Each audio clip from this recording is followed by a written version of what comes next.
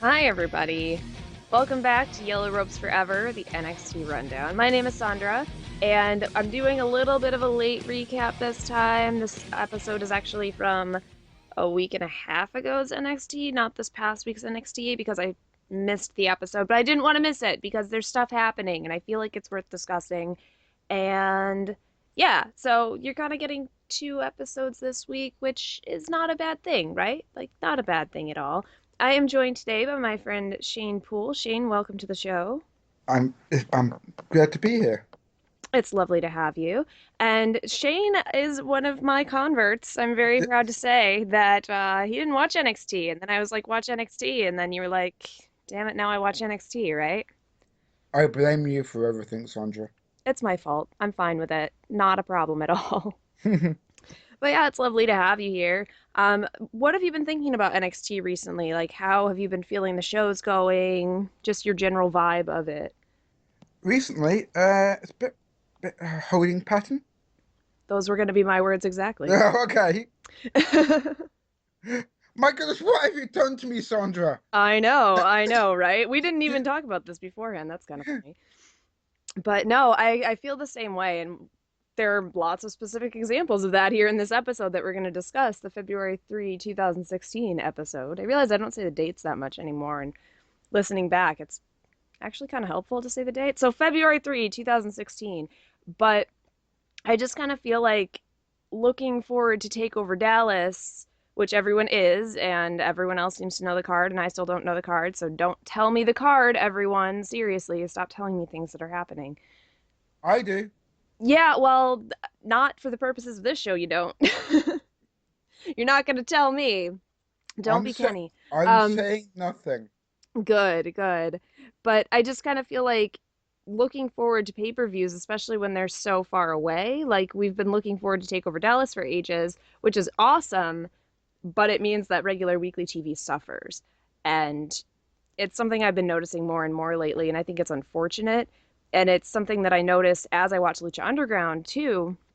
Um, and I have a lot of specific examples. Like sometimes I just feel like I'd rather be talking about Lucha Underground, which is terrible, but it's true also.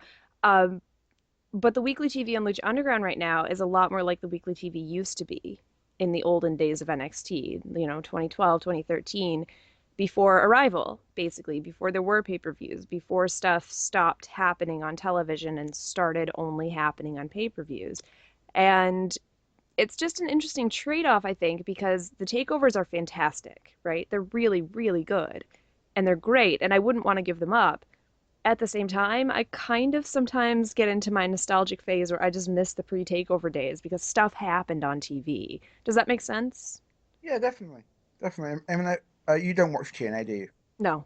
Okay. Well, TNA is very much like what NXT, well, sorry, what Lucha Underground is at the moment. Okay. Stuff's happening on that. You could and I'm only saying this from what's been happening this calendar year, but TNA has gone so much better. Has it? Well, basically ever since I've been on Pop, Okay. no, it seemed to have got a lot better. So I mean, Destination Not America is a much better place for them to be. yeah, Yeah, I'll probably get trolled in the YouTube comments. probably. But if you'd like to troll Shane, leave comments under this video. We like comments of all varieties, even if they're to say, "What are you even on, Shane Poole?" Yeah, even if they're wrong, we love Even them. if they're wrong, leave comments anyway. It helps Yes. helps people see the channel. So that's always a positive thing. But we will get into the actual episode in just a moment after this brief musical interlude.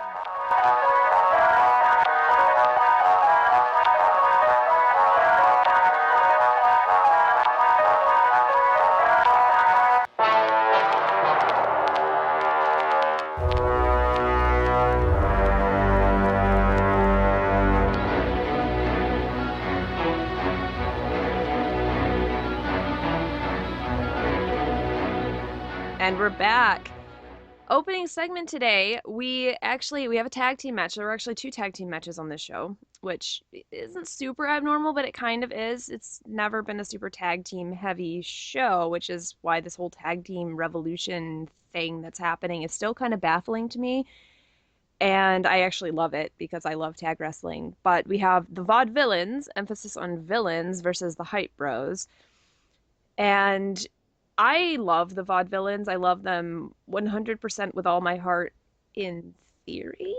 And I really like the theory of the Vaudevillains returning to being villains because villain is in their name. They did start as villains.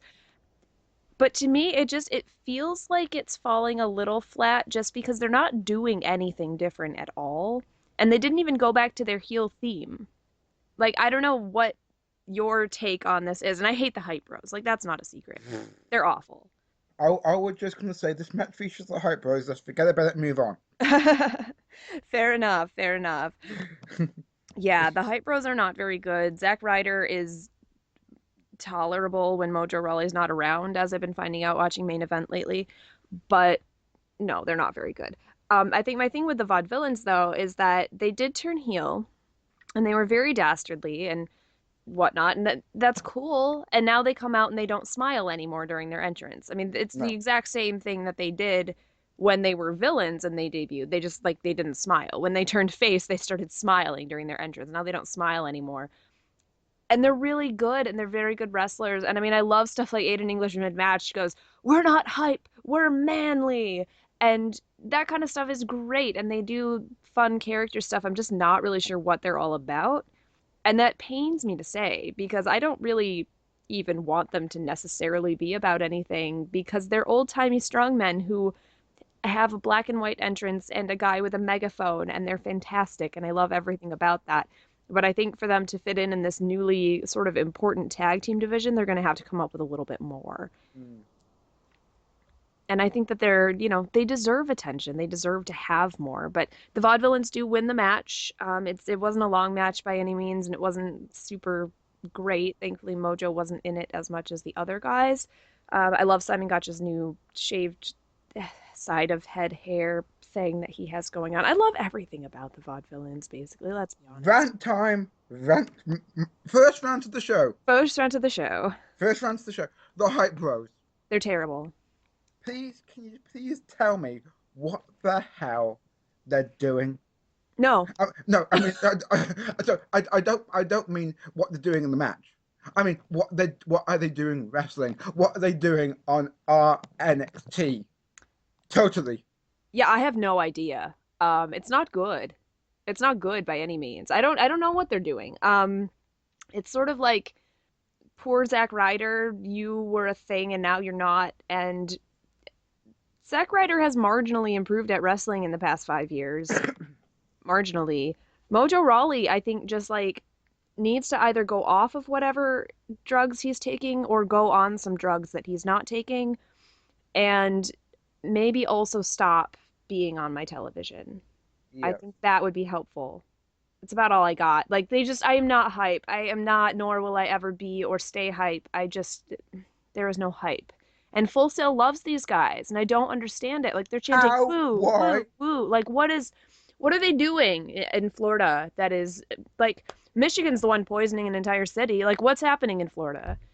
I say that because I live here. To be honest with you, if there were, I mean, okay, I want to go to see NXT when they come back over here in England. Okay. Yes. However, if if the Hype Bros are on the card, I would seriously consider not going. Oh, but you still have to go to boo them because they don't get booed enough. Mm. I think that was part of the fun thing seeing them in the UK and whatnot. They did get booed, and that was lovely, and I appreciated it wholeheartedly. But no, the Hype Bros, at least they're losing, That's true. That is a good point of theirs, actually. so that's good. The Vaudevillains had to beat a team with actual people who were named, unlike Enzo and Cass later on, because Enzo and Cass are big enough that it doesn't really matter who they face. We want to see Enzo and Cass, right? Hmm. So they had to pick an actual established team for the Vaudevillains to try to build themselves back up as these villains. I mean, they would be more effective if it were a team that we actually liked, but Hmm. they can't put them against Enzo and Cass because that would kind of not help. So the I Hype mean, Bros is what we're left with, and they're so to stay on this rant, okay? uh-huh. So to stay on, but why did they get? Why did the Hype Bros get these tremendous?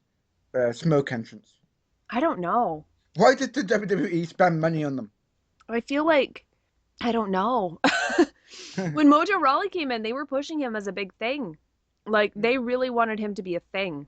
He was smushing people all over the place. And then when he got smushed by Alexander Rusev, it was like the happiest day for me. And there was much rejoicing, and I was like, this is my favorite Mojo Rawley match of all time ever. Mm, Because it lasted about 2 seconds, and then he was accoladed, and then he was done, and it was like, yes, they're finally giving up on the Mojo Rawley experiment, right? mm, Like they were treating Mojo Rawley like they treat Baron Corbin when he came in.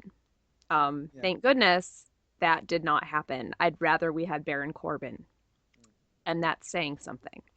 So yeah, it's interesting for sure. And by interesting, I mean get off my television. But after the Yes. Vaudevillains do win with the Whirling Dervish, we got a little bit of a look back at the Battle Royal where Carmella came out from under the ring to defeat Eva Marie after Eva Marie thought she had won because she had hung out on the outside of the ring or whatever. And so they show Carmella winning the Battle Royal, becoming the number one contender for the Women's Championship. And then Tom Phillips sits down with Carmella to just interview her. And I really liked this interview. It wasn't, standard Carmella, how you doing? It wasn't super character. It was more along the lines of, the Michael Cole sit down interviews that they do on YouTube every week. And those are fantastic, by the way. WWE needs to put some of their good content actually on TV and not just on YouTube. That'd be great. But on NXT, we actually see these things, and that's helpful. But it was cool because we find out a little bit more about Carmella, and her father was actually a wrestler and has done some MMA and everything. And I knew that from listening to her on the Sam Roberts show, but I think it's cool that they're making that known on television also. So she's like, no, my dad was, into submission wrestling, so I have that in my history and in my blood, and that along with the opportunity my boys gave me, because she's staying in story and crediting Enzo and Cass for bringing her into NXT. Little detail, but I loved that detail because if you'll remember, and Shane, I did show you these segments, yeah? No, you didn't. The hair segments, I still haven't shown them to you. You still haven't shown them to me. I fail. Well, yeah, I need to put together a compilation list of those because like they're so good. But I mean, Carmella's backstory is that she was working in a hair salon. Yeah. She was friends with Enzo and Cass. They come in to get a bucket of hair creme for the hair versus hair match with Sylvester Lafore and Enzo Amore. Bye, Sylvester Lafore. He's released now, and I'm sad. Well, not that sad. I'm more sad about Marcus Louis, but whatever. Um, but they go in to get this hair cream, accidentally dump the bucket of cream on a client's dog. The dog gets, bald, and Carmella gets fired. And then she's like, well, I need a job. I want to be a wrestler. So they train her for like 2 weeks, and then she gets a job. And that's how Carmella came to be in NXT, basically. That's the short version. So I think it's really cool that she's still saying, the opportunity my boys gave me. And then later on, when she's talking about her friendship with Bayley, because of course everyone's asking, is this going to affect your friendship with Bayley? Like, you and Bayley are best friends. We know this. Like, Bayley was the first one to congratulate Carmella after she won the Battle Royal. And Carmella's like, no, Bayley was my first friend when I got here, other than my boys, of course. So I really liked the interview segment. What did you think of it? I can't say anything more from what you've said. I mean, it was a great interview segment. To be Yeah, I honest with think, you, I mean, for the people who are watching this video, Sondra got me into NXT about a year or so ago, and there was so much on the NXT, also on the WWE network about NXT. So I started at the start and was watching all the specials, um, month, you know, arrival, and everything like that. So Arrival and then the takeovers. exactly, exactly. But I've only ever seen the specials. I haven't been able to go back and watch all the weekly TV as of yet because there is so much of it now. Yeah, There's almost 2 years of it. There's 2 years of it now. right. So I haven't had a chance to actually go back to watch every single weekly episode. I've only ever seen the specials. Yeah, which I mean, it is a shame. There is so much to watch, and I need to go through and like give you specific episodes to watch. I need to give you homework. There's only so much time in the day. I know, exactly. But after Tom Cruise, I just said Tom Tom Cruise. Cruise. It's funny because I'm looking at my notes here and it says, Tom Phillips and Apollo Crews, and I just went Tom Cruise apparently. That was just funny. But after Tom Phillips, not Tom Cruise, talks to Carmella, they announced Finn Balor versus Apollo Crews for later in the night. And then we have Alex Reyes backstage with the Mechanics. And Alex Reyes is so just Rich Brennan. They're the same. They're the same. Like Rich Brennan was back on the show this past week, and I had to do a double take just to be like, is that actually Rich Brennan or is it Alex Reyes? And I just think it's Rich Brennan because they look the same. But What he's talking you? to the Mechanics backstage about Enzo and Cass, and the Mechanics are great. Dash and Dawson are great. I think they're very good on the microphone. They're fantastic wrestlers. And I've known for ages that Scott Dawson is a good talker because I saw his presentation skills videos like ages and ages and ages ago, right? Like 2.5 years ago, I saw these videos and I was like, this guy's amazing. And they You don't said you really let said him talk that much. you said Tom Cruise there. Yeah, I think it'd be Mission Impossible for him to like the Hype Bros. that's true. That is excellent point.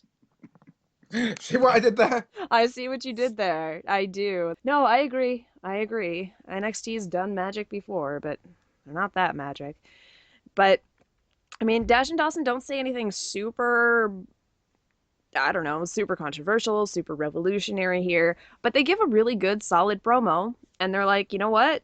We're going to win because we're the best. And there's this whole tag team revolution going on. And we're at the top of it. We're on our way to becoming the greatest NXT tag team champions of all time, which of course everybody is going to say.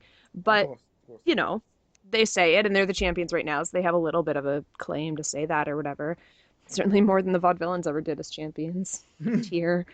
But they're basically saying if Enzo and Cass want another opportunity at the championships, they welcome it, whatever. Like they'll fight anybody, but they're gonna win because they're Dash and Dawson because they're awesome. And then they walk off and they go clink me because they always clink their belts together and it's adorable Yeah. and I love them.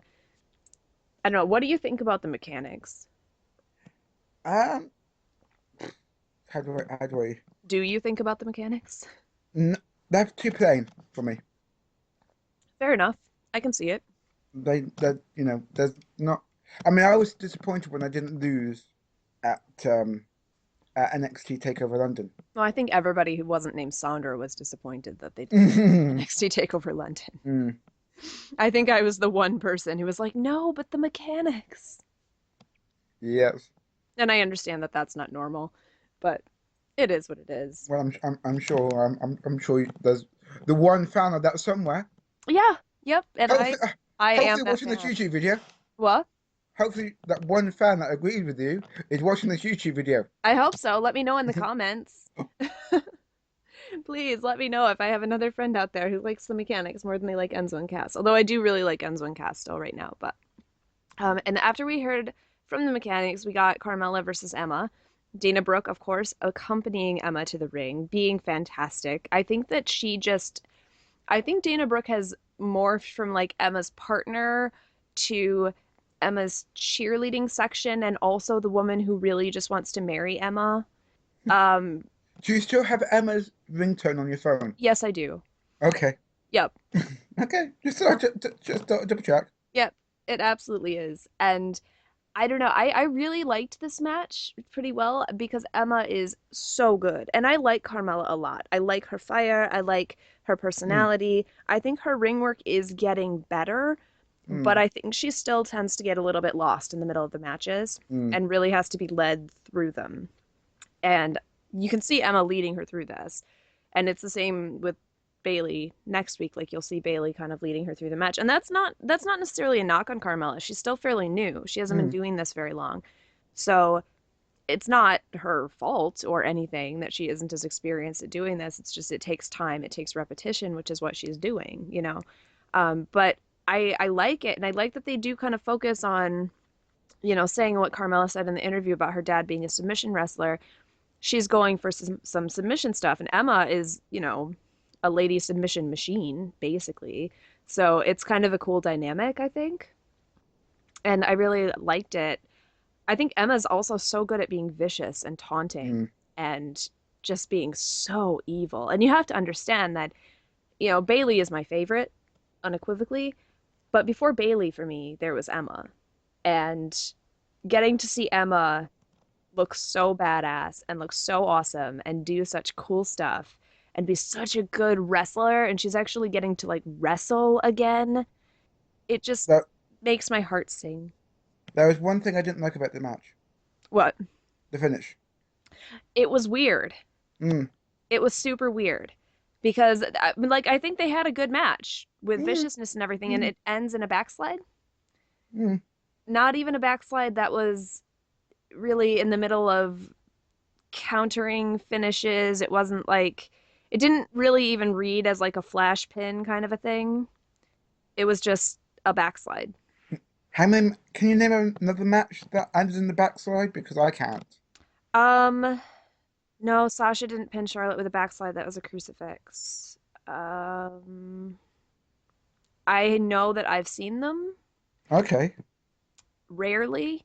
And here's the thing, right? Like I always want matches to end like this Mm-hmm. because I always want to feel like they can. Like whenever someone does a German suplex and has someone in a pinning position just off the German or off in Northern Lights or whatever, I want that to end a match sometimes, even if it's not that person's finisher, because I always want to believe that any pinfall attempt could actually result in a pin in wrestling, if that Mm. makes sense. Yeah, definitely. Because it sort of, for the rest of the matches, then it's like, oh, wait, that could have pinned that person. This felt more like a mistake or something. Yeah, This yeah. felt just off. And Carmella's reaction afterward was kind of weird too, because she was acting as though they had just done this amazing exchange of finishers and she just fought her heart out.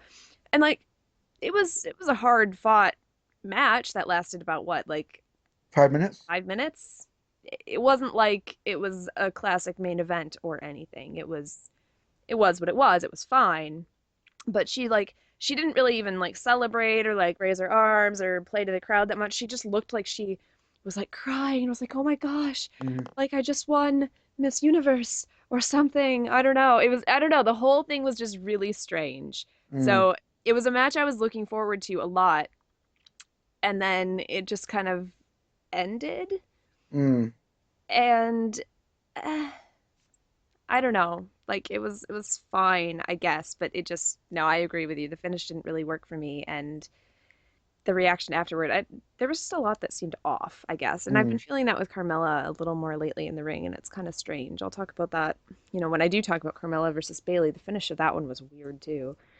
But after that, some interviewer, disembodied WWE.com interviewer, tries to catch up with Sami Zayn and Samoa Joe to discuss last week's controversial finish where um, Sami Zayn had Baron Corbin in the sharpshooter. Samoa Joe comes in for the crossface.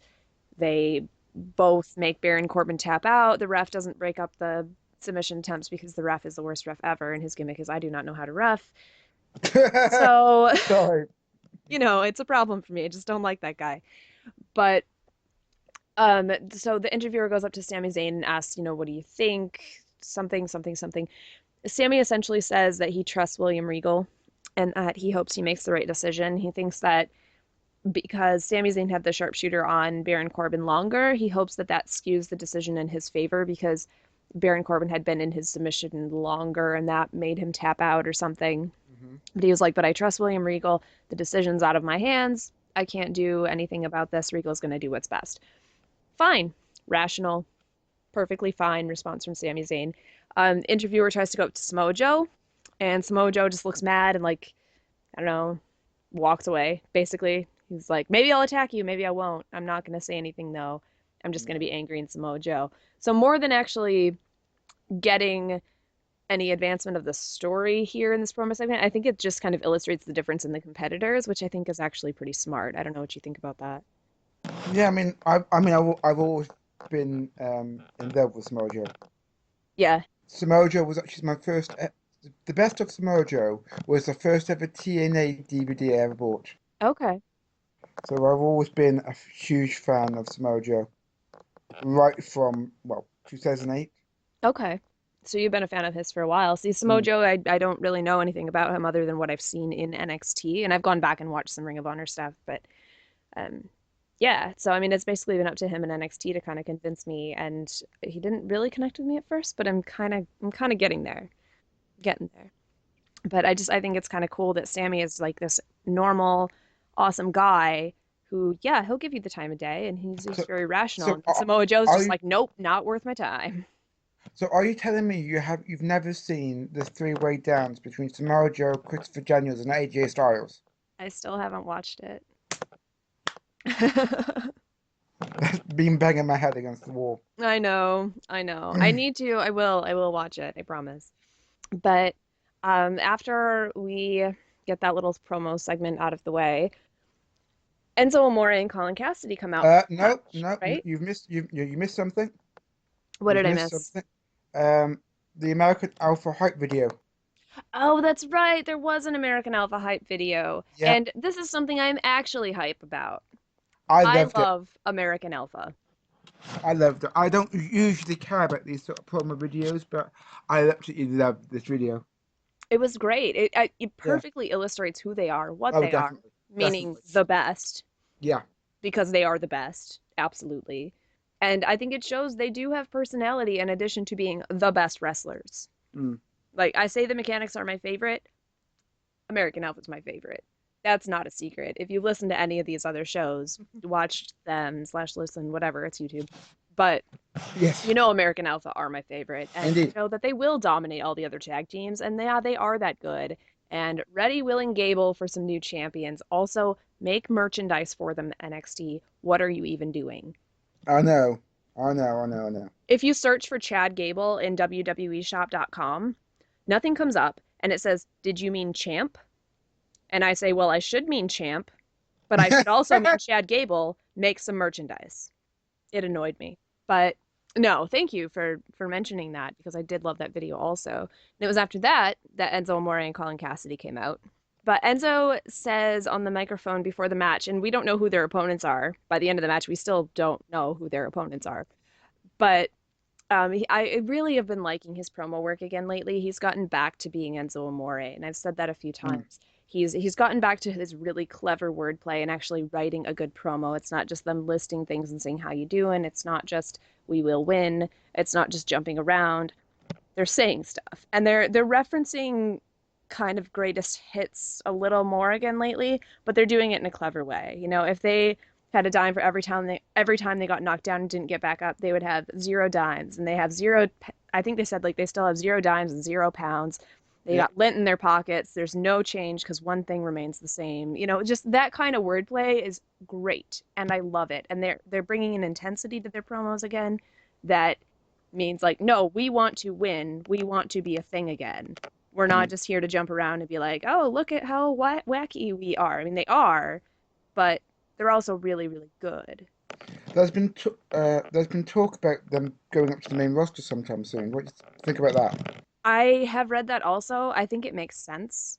Mm. Um, Do you if think I the remove myself from that overprotective, like for a while, I wanted them to go to the main roster because I was mm, tired of them. yeah. But now they're starting to get good again, and I don't want them to go. And I don't know. Ideally, what would happen is they would go to the main roster, they would inject some new blood into the tag team division, and it could be great and it could be revolutionary, and they could talk to the New Day.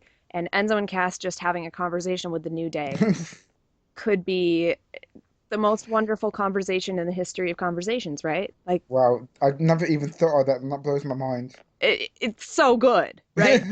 Because it's two teams of like best friends who are all ridiculous and say crazy stuff. And then they could say crazy stuff at each other, and Yeah. it would be so good. And so that's something I'm really looking forward to, is seeing them interact. In terms of the rest of the main roster, I don't know how well, I don't know how they're going to be received either. No. Because you'd think that they would be received very well. They have a catchphrase, they have a standard intro, you know, when they come to the ring and they do the exact same entrance and whatever, whatever. And one of my gripes against them was that they were settling into that New Age Outlaws pattern of only saying the exact same thing all the time. And now they're getting away from that again. And it was like, I thought they were going to move them up to the main roster when they started being so repetitive because that seemed tailor made for the main roster, right? Mm. I mean, Because Like repeat after me. Okay, yep, we did a thing. Neat. We're kind of sanitizing this. Mm. And that's not what they're doing so much anymore. But I think they could be good. And I mean, the rumor has it that Carmella's going to go up with them. Yeah. And I'm sure she'll be more valet up there at first if they do go up soon. Probably not so much wrestler, which she works really, really well as their manager. I like her as their manager. I think it'd be cool if she still got to work live events and work on wrestling too, because I would really hate to see her progress get halted by being on the road and not getting to work on her in-ring stuff as much, because I think she's consistently improving, but I think she has a ways to go. So I guess those are my thoughts on it. What do you think? Um, my thought was, I mean, my thing was, it's not going to work on the main roster. Um, I don't think I, you can I, capture that yeah, in the main roster. you know, how many times have we seen someone going from NXT to the main roster and it's worked? Maybe a handful of times. Maybe even I can think of. I can't even think of any actually. Bray Wyatt for a while. Yeah, Um, for a while. Um, anyone else? Kevin Owens. Oh, that's true. That's true. That's one. Um, One. yeah, I mean, in their actual NXT personas, Yeah, that's yeah, it. Because I mean, people will say the Shield, but no, the Shield wasn't the Shield in NXT at yeah. all. Seth Rollins was the babyface champion until that Yeah. Survivor Series. And Uh, how many times has it failed? Lots. I mean, this My is my my, constant my worry. yeah. My point is proven. Yeah, no, this is my constant worry. And you have to change the gimmick too for the main What roster. You do, which what is on why I thought they were grooming Enzo and Cass for the main roster when they stopped being interesting. However, if I can flip it completely 180 degrees, you know, let's take me back personally to August. Hmm. I wasn't a fan of Enzo and Colin back in August. I am now. I Yeah. wasn't that. Okay? And I was absolutely blown away by their reaction at NXT Takeover Brooklyn. Yeah. Well, on the NXT show. Hmm. So if they do go up, that gives me hope that it might work. I think they'll get a good reception when they come out. Mm, Um, I think, and I think they're very fun, and I think you can do fun things with them, and mm, they can play to a large audience fairly well. yeah. So, I mean, I think it could work. I mean, Sasha Banks is working pretty well. Yeah, that's true. So that gives me hope too, because things are changing. They are. It could really go either way with these guys because are they super great in-ring technicians? No. Are they a lot of fun? Yeah. Is a lot of that fun because we know them and we love them and we've built a camaraderie with them? Yeah.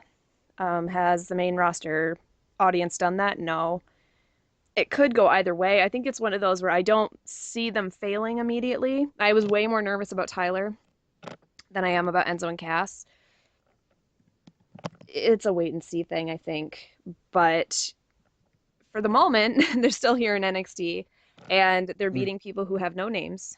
And this match was really like nothing to talk about other than I like Enzo being a projectile and I like their tag team work and they win, which is cool. mm, It was short. It was like a couple minutes. There have been a lot of squash matches lately, and this was another one. Um, After that match is done, Apollo Crews talks to a disembodied interviewer also.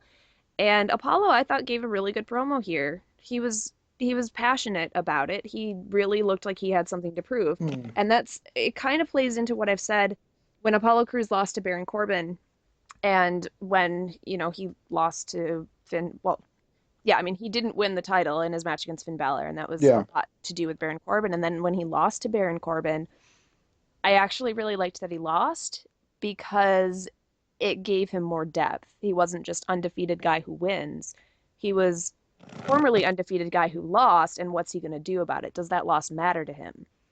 Mm, And that's something Robert and Kenny talked about on Inside the Ropes last week. I remember they said, if wins and losses don't matter, then what are we even doing, right? And it's not that if you lose, that's you getting ruined or whatever. It's what you mm, do with it, right? mm, Like in yeah. terms of the narrative and in terms of the story. And Apollo Crews here absolutely reacts to his loss and absolutely reacts to the fact that he's not invincible anymore, but he needs to prove to himself and to everyone what he's capable of, and he feels that he could be the next champion. He's not asking for a championship match to prove that.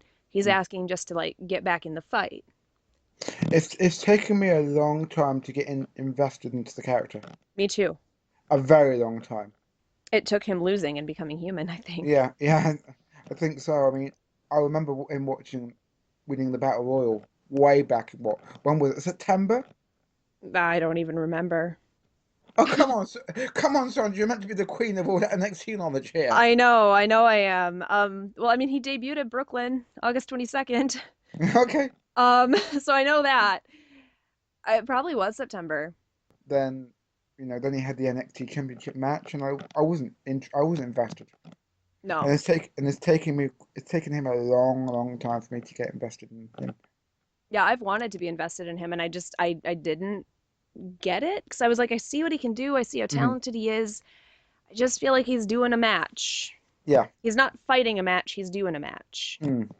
And this match that they had, which we'll talk about in a moment, like my favorite Apollo Crews match, and I have pretty specific reasons for that, but it goes back to what I was saying here. Apollo Crews is finally becoming a character. He's finally embedding himself in the fabric of NXT, and he's kind of finally becoming someone that, yeah, I think I could maybe get behind this guy and see what he's doing. And, you know, this is maybe getting a little more interesting. And if he continues having stories with people, I could get invested in this maybe. And I like it. I like that I'm starting to kind of come around and be like, no, this guy's kind of, this could be cool, you know? And I think it just has to do with him having some humanity and having some depth. And all that's coming from is reacting to a loss because the loss affected him Mm. and he wants to avenge it and prove what he can do. And I want to see if he's going to fail or succeed and then what he does with that. Like wrestling storytelling doesn't have to be very difficult, right? No.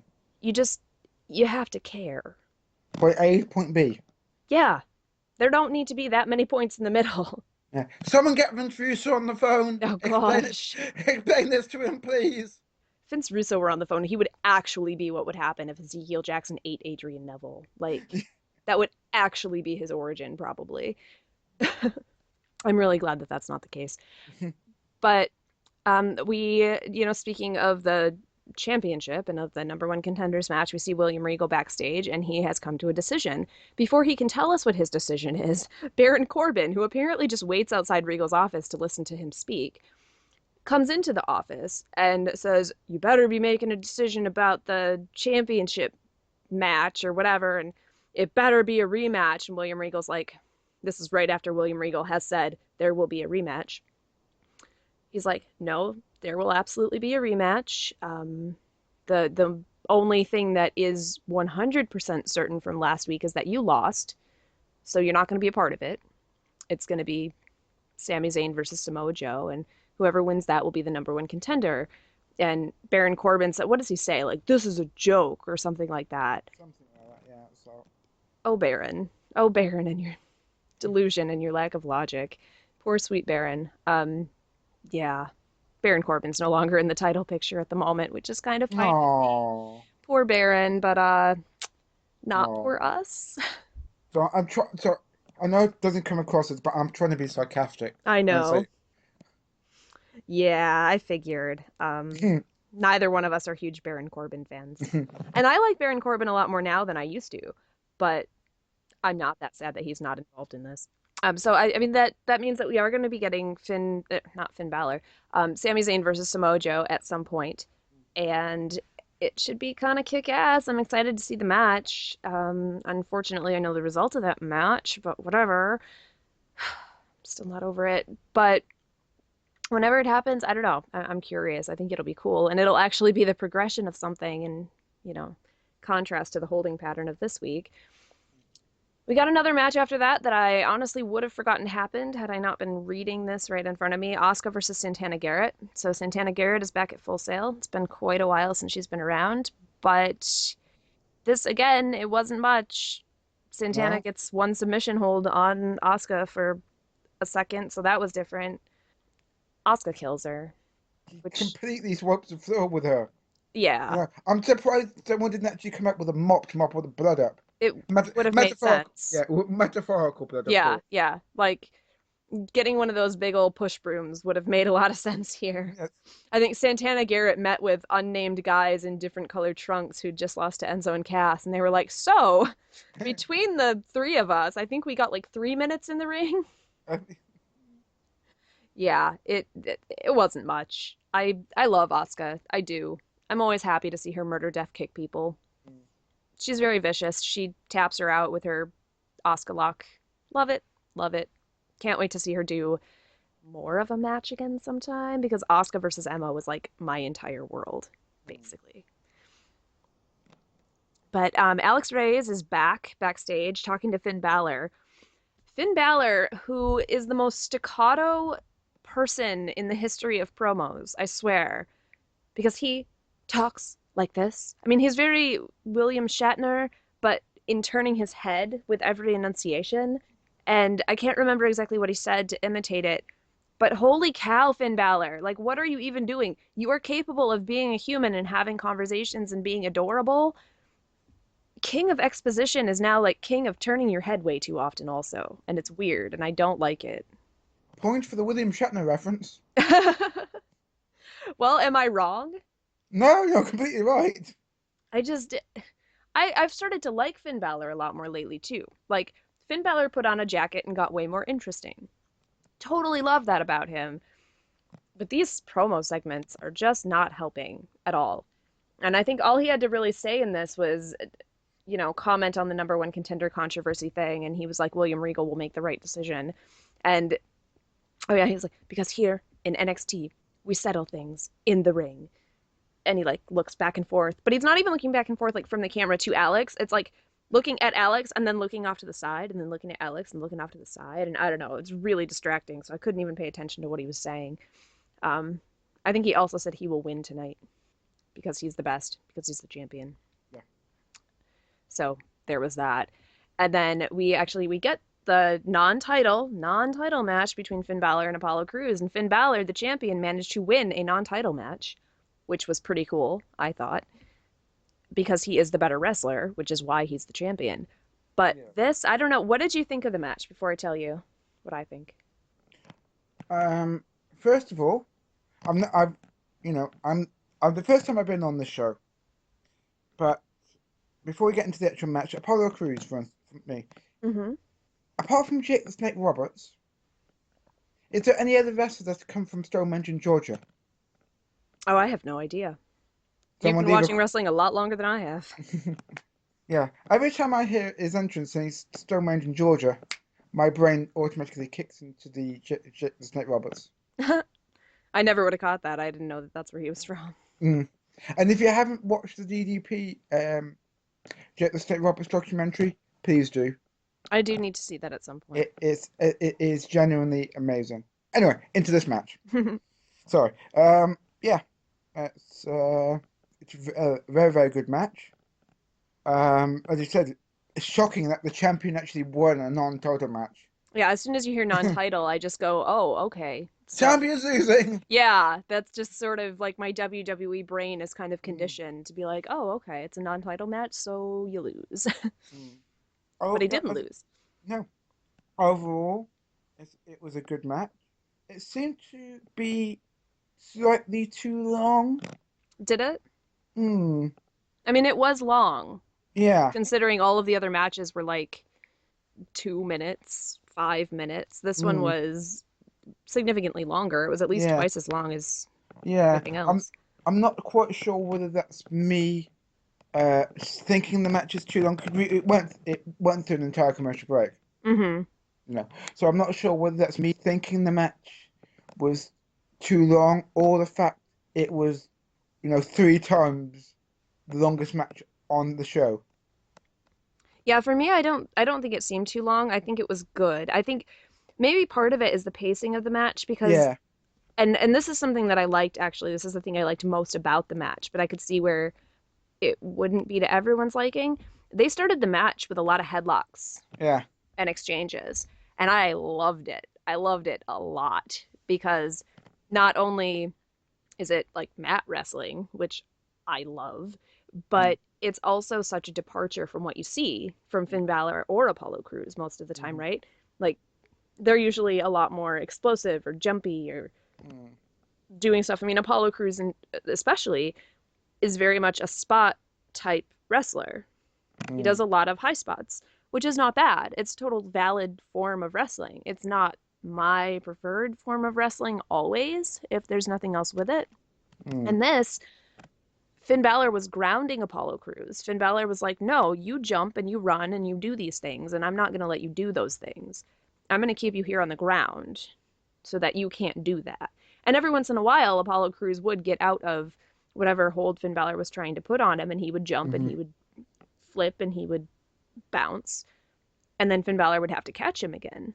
And I think it was just the most effective match for me at getting me invested in them because a lot of times Finn Balor also just kind of seems like, okay, he goes through the match and da da da da, and it's always very good. And I don't want to say these things and say like, oh, they're so bad, da da da. No, the matches are always so good, but they're always just kind of there for me. And this one, for some reason, I got really invested in it, and I think a lot of it is that when you start the match slower, it might be harder to get into it, but they built.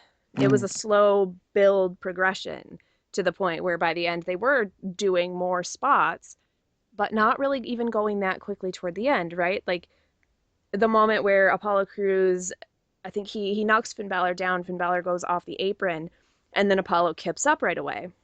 mm. That actually, like, I popped for that. And that's something he does all the time. And I never really think much of it. But in that situation, because they have been building this whole thing, and Apollo Crews is showing heart, and he's like, no, I'm going to come back and I can totally do this. And I just really liked it. I don't know. And it was babyface, babyface. So Mm. sometimes those aren't as interesting. But Finn's really good at playing the heel when he needs to be. Finn Balor and Adrian Neville are very similar in my mind. Like, I could do a whole episode just comparing the two of them. But But they Wow. are because Adrian Neville too, when he has to play the heel in a match, like when he was against Sami Zayn, for instance, he was great at it. It's not like he turned heel, but one guy's gonna play more the heel and one's gonna play more the face. And Finn, from everything that I've heard and from stuff that I've seen, archive, Fergal Devitt stuff, fantastic heel, and I can't wait until he actually turns heel and it's gonna be amazing. But I don't know, I really enjoyed it because I think the match was better as a complete thing and not just as a series of spots Mm, to yeah. me. I think it played really well, and I think they told a good story in it because Apollo did keep trying to come back and come back and come back. And then at the end, when Finn kicks out of the Gorilla Press standing moonsault deal that Apollo does, it was like, holy shit, he kicked out of his finisher, which isn't even really a great finisher for him anymore because people have kicked out of it. But Finn Balor, like, he did a lot of stuff to put Apollo Crews away. He did like the double stomp to the back of the head, and he did multiple sling blades, and like even when he gets him up for the or he goes up for the coup de grace, hits the coup de grace, and then has to do the Bloody Sunday afterward to finally get the pinfall. Like he doesn't try to cover it after the coup de grace because he's like, this guy might get up. I'm Yeah. gonna just make sure. So yeah, I don't know. I really liked it. I thought it was good. It's my favorite Apollo Okay. Crews match by far. I'm not saying anything against that. I agree with you on that. I just felt it, as I said, I wasn't sure whether the match actually felt long or the fact it was 3 times the longest match on the show. Yeah, that's true. I mean, its placement on the show probably added to that, I would Yeah. guess, especially because like we had a couple short squashes right before it too. So like Yeah. we didn't even have this after a 5 minute match. We had it after a No. couple 2 minute 2 minute match. matches. Yes. So yeah, I mean it makes sense. It's a valid criticism, I would say. But I mean, did you enjoy it even if it was Yeah. long? Yeah. Definitely. Yeah, I thought Definitely. it was cool, and they did a show of respect afterward too. And they did this in Milwaukee also because the main event in Milwaukee was a triple threat with Apollo Crews, Finn Balor, and Baron Corbin. And Baron Corbin kind of, went away after the match, but Finn Balor and Apollo Crews took turns holding each other's arms up, and then Finn Balor did bullet hands, and it was beautiful. But so they did the same kind of thing, and I like that they can do the show of respect here. I like that they can shake hands, that they can be like, all right, we're still cool. And Apollo, again, he looked affected by the loss. He looked upset. He looked like he could barely stand up, and part of that was obviously the physical punishment that he'd taken, but he just kind of had his head down, like he didn't even want to look at the crowd. He didn't even want to look at Finn. He was just like, "Damn it. I thought I had this. I thought I was good enough. Turns out I might not be. I have to go contemplate that because this matters." And now I'm more interested to see where he goes from here.